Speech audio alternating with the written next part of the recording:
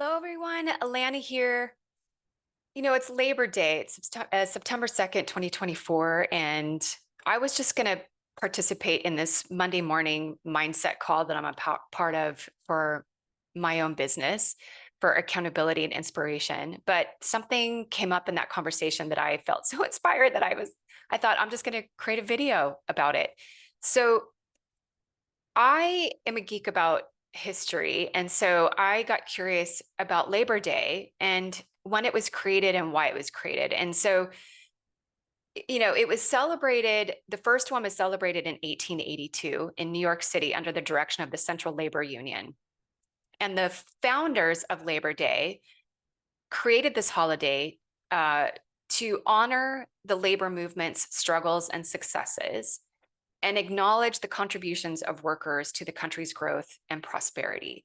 So, although it has a lot to do with unions, and I absolutely support and respect, honor the body of a union, its intention, and the struggles that they go through.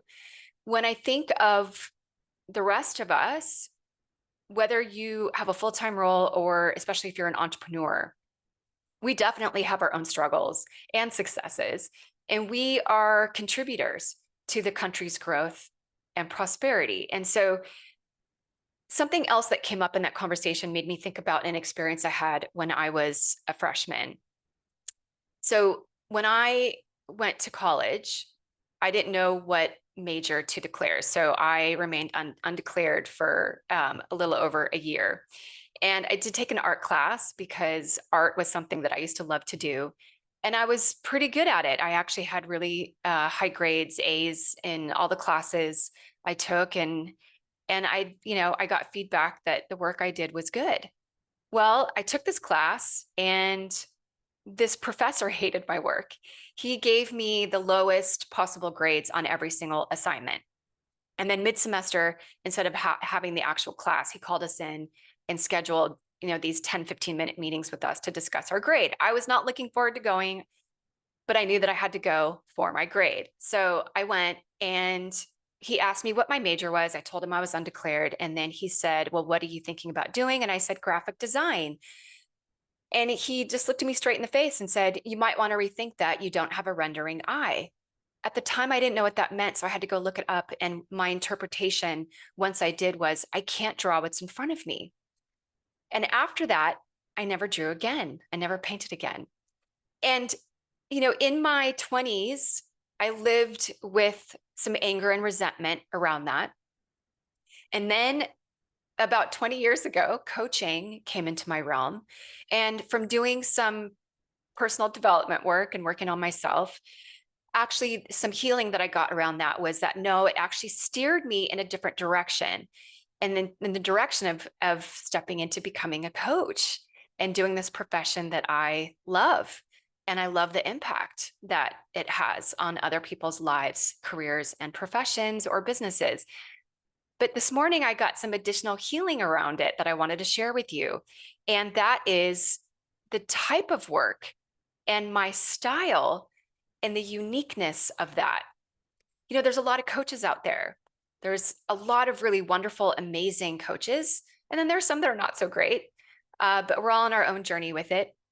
But metaphorically, what I realized is the artwork, the style of work that I did that he did not like, because it was very clear what he did and what he didn't.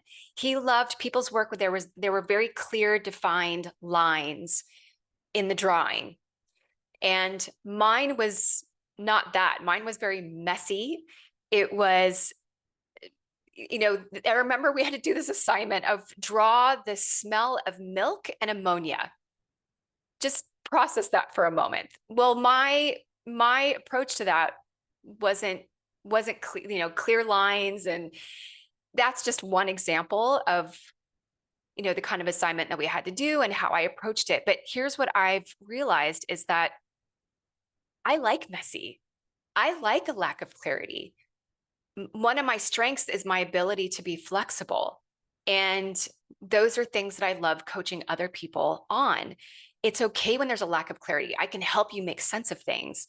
And I've also realized that I have my own unique style to how I approach my sessions, my conversations, my coaching.